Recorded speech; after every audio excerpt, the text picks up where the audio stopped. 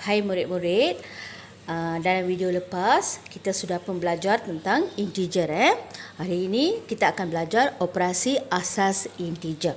Okey, so dalam bahagian ini kita kena kenal dulu operasi itu apa. Okey, operasi bermaksud penambahan, penolakan, pendarapan, pembahagian dan juga operasi bercampur. Soalan itu mungkin melibatkan semua inilah, ada tambah, tolak, darab, bahagi. So itulah dia operasi. So dalam bahagian ini kita akan belajar integer. Integer semalam kita dalam video lepas kita dah tengok. Integer adalah nombor bulat kan yang melibatkan positif dengan negatif. So bagaimana caranya menambah atau menolak atau darab atau bahagi nombor positif ataupun nombor negatif. Sebelum itu kita kena tengok dululah yang ini. Ada beberapa formula yang kita perlu tahu dulu. Okey, saya terangkan sekarang penambahan integer. Okey, apabila sesuatu nombor positif ditambah dengan nombor positif yang lain, maka jawapannya mestilah positif. Apabila satu nombor positif ditambah dengan satu nombor negatif, nilainya mungkin positif atau negatif. Dia terpulang pada nilai yang kita tulis. Nanti saya akan terangkan contoh dia tu. Apabila satu nombor negatif ditambah dengan satu nombor positif, maka jawapannya mungkin negatif ataupun positif.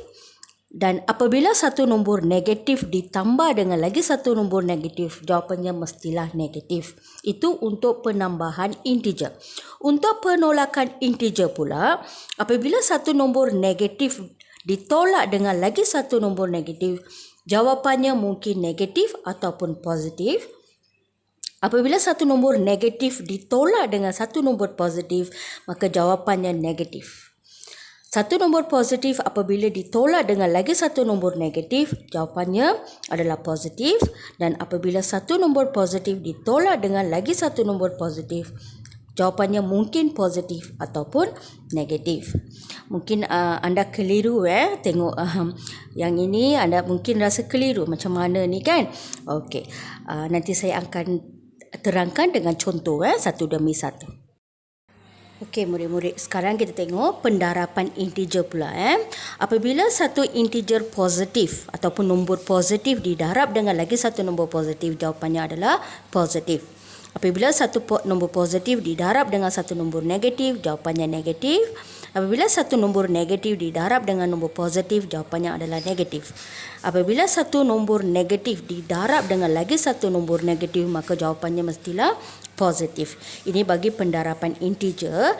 Dan untuk pembahagian integer pun formula dia sama juga, iaitu nombor positif dibahagi dengan satu nombor positif, jawapannya positif. Apabila satu nombor positif dibahagi dengan satu nombor negatif, jawapannya negatif. Satu nombor negatif dibahagi dengan satu nombor positif, jawapannya negatif. Dan satu nombor negatif apabila dibahagi dengan lagi satu nombor negatif, jawapannya ialah positif. Okey, untuk pendarapan ini biasanya katalah 3 darab dengan 3. Okey, 9 kan? Okey, ia juga boleh ditulis begini 3 dalam bracket. Apabila diletak lagi satu bracket 3 katakan, ini pun membawa maksud darab juga. Maksudnya satu bracket didarab dengan lagi satu bracket.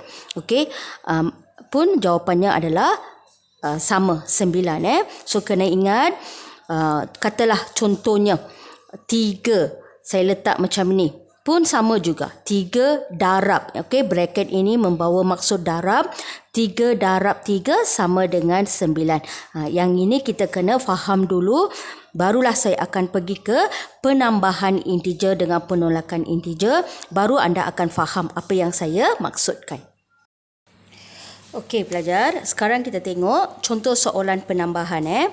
Okey, katakan 13 tambah dengan 5. Okey, so 13 ini kira positif lah sebab depannya kita tak tambah, tak ada positif simbol tu. So 13 tambah 5 jawapannya adalah 18. Positif 18. Ia juga boleh ditulis sebegini positif 13 tambah dengan positif positif 5. So jawapannya sama juga, positif 18. Jadi untuk positif ini ditulis dengan simbol ke tak tulis ke tak apa. Okey. So ini jawapannya untuk contoh yang inilah. Okey, katakan yang soalan kedua pula. Okey.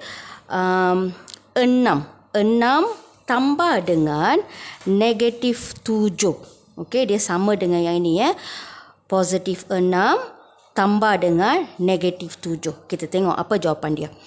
Okey, kan saya ada beritahu braket ini membawa maksud darab Jadi simbol ini kita kena darab dulu, tukar dulu yang ini. So, okey, saya tulis di bawah 6 positif darab negatif, negatif 7. Okey, so sekarang 6 tolak, dia kira 6 tolak 7. Berapa So jawapannya adalah negatif 1. Okey, mungkin anda keliru kan, macam mana nak dapat negatif 1 ini. Okey, so kita boleh fikir macam ini. Okey, 6 tolak 7, ataupun kita juga boleh anggap dia sebagai positif 6 negatif 7. So, positif 6 negatif 7. Yang mana lebih? Adakah positif lebih atau negatif lebih? Sekarang negatif yang lebih kan. So, negatif berapa lebih? Berbanding dengan positif ini, negatif ini berapa lebih? 1 lebih kan? So, tulislah 1. Ini memang keliru sikit lah. Kita kena buat banyak latihan untuk memahami dia. Okey, so memang dia mengelirukan lah. Okey, di sini juga saya ada menyatakan apabila satu nombor positif ditambah dengan satu nombor negatif, jawapannya mungkin positif ataupun negatif. Ia depends berdasarkan nombor yang kita tulis. So, untuk nombor ini kita sudah dapat negatif 1 kan. Katakanlah okey, ini kita jadikan lebih besar. Contohnya 10 ditambah dengan negatif 8 katakan. Okey, sama kan? Positif tambah negatif Okey, so apa jawapannya? Okey, mula-mula kita selesaikan bracket ini dulu. Jadi positif kita turunkan, positif darab negatif, negatif 8. So sekarang kita macam biasa kita buat 10 tolak 8 adalah 2. Positif 2 pun kita boleh tulis ataupun 2 saja pun cukup. Okey, so sekarang tengok. Konsep yang sama. Tapi satu kita dapat negatif dan lagi satu pula kita dapat positif. Itu yang saya katakan. Kalau dia depends on the number yang kita tulis. Kalaulah nombor yang di depan ini lebih besar berbanding lebih besar berbanding dengan nombor seterusnya, jawapannya akan jadi positif. Kalau nombor yang depan ini lebih kecil berbanding negatif yang kita tulis, jawapannya adalah negatif. Ini kita kena fahamkan dulu Okey, lagi satu contoh. Contoh ketiga. Ini negatif kan? Okey, saya tulis negatif 9 tambah dengan 4. Positif 4. Positif 4. Okey, ini ada satu contoh, lagi satu contoh. Negatif 9 tambah dengan positif 4. Biasanya sebab dia nak ada banyak positif kan. Di sini pun nampak macam satu simbol yang sama ada 2 kali diulang. Jadi satu kali tulis pun cukup. Kita cukup tulis macam ini.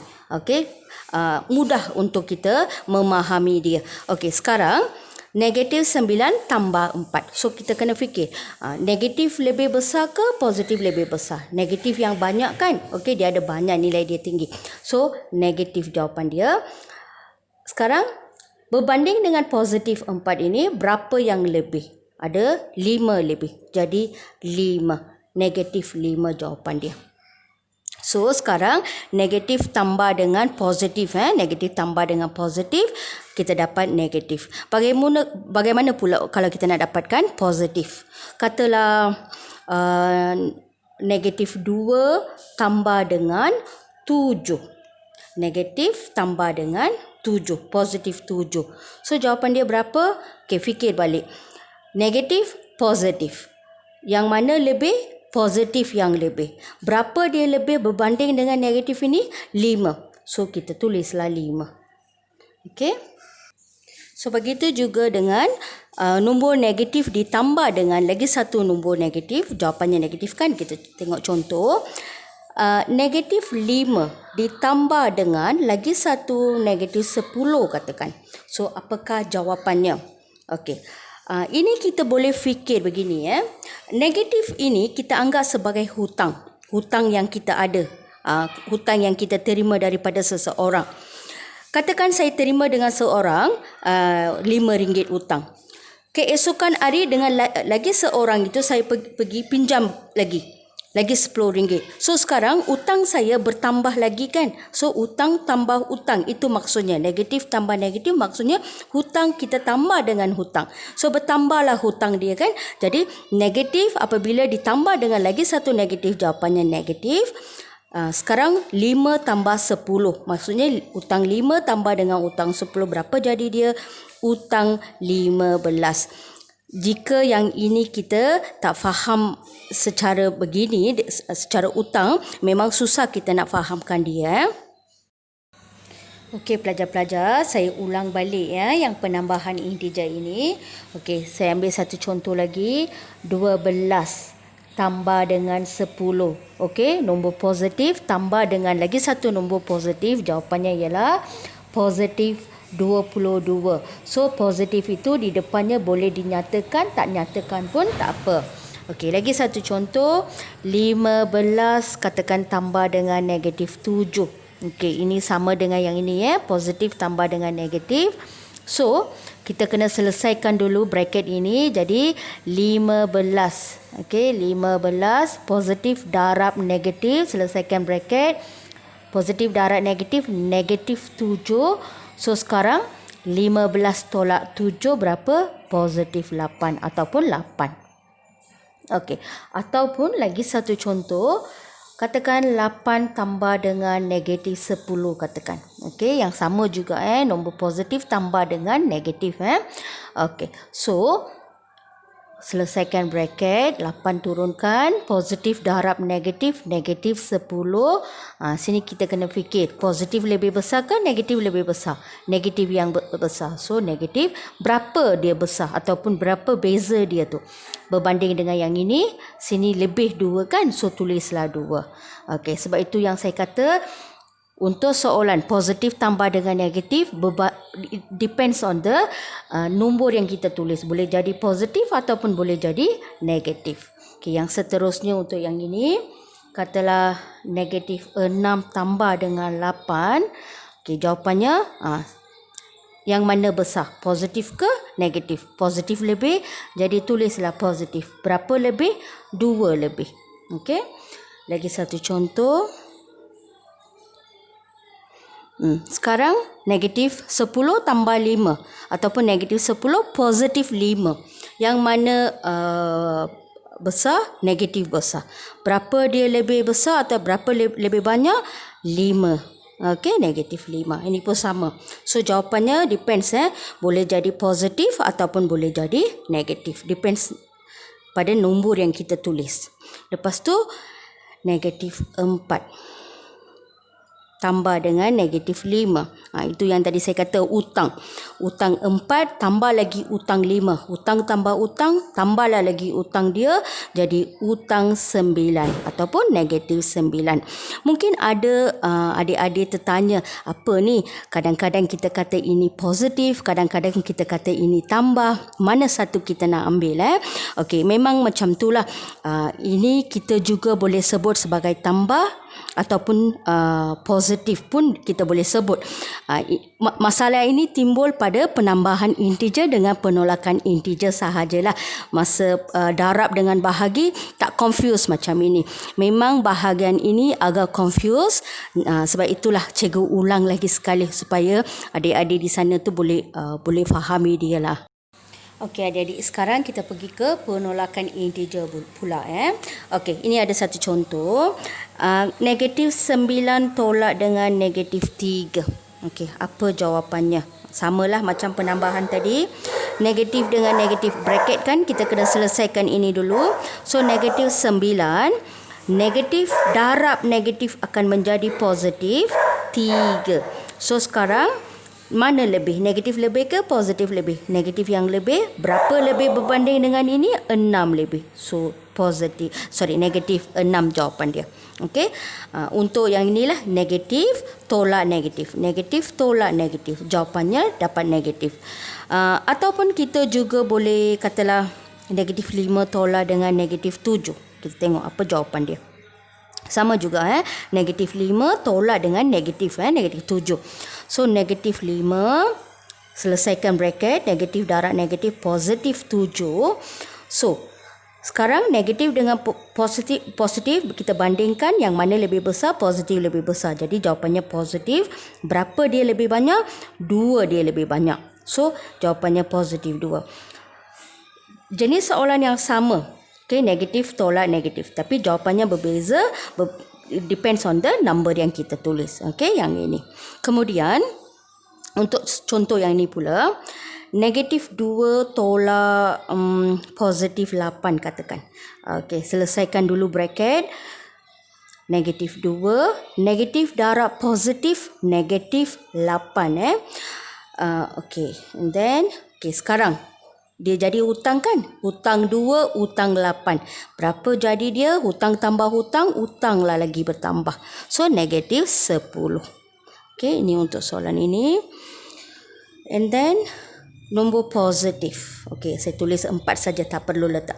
Inilah tanda ni, tak perlu. Tolak dengan negatif 2 katakan. Selesaikan bracket dulu, jadi 4. Negatif darab negatif positif 2. Jadi 4 tambah 2, 6. Positif 6. Okay. And then last one. Satu positif. Contohnya 8. Tolak dengan 9 katakan. Okay. Sekarang fikirlah. Positif dengan negatif. Yang mana banyak. Sini positif kan. Mana banyak? Negatif yang lebih. Jadi jawapannya mesti negatif. Berapa lebih berbanding dengan 8 ini? Yang ini 1 lebih. Jadi negatif 1 jawapannya. Lagi satu contoh. 12 tolak dengan 10. Ini pun positif. Ini pun positif juga. Tengah-tengah itu tolak. Okay. So 12 tolak 10 berapa? 2. Ataupun positif 2. So, untuk jenis soalan yang ini, jawapannya depends on the number, boleh jadi negatif ataupun boleh jadi positif.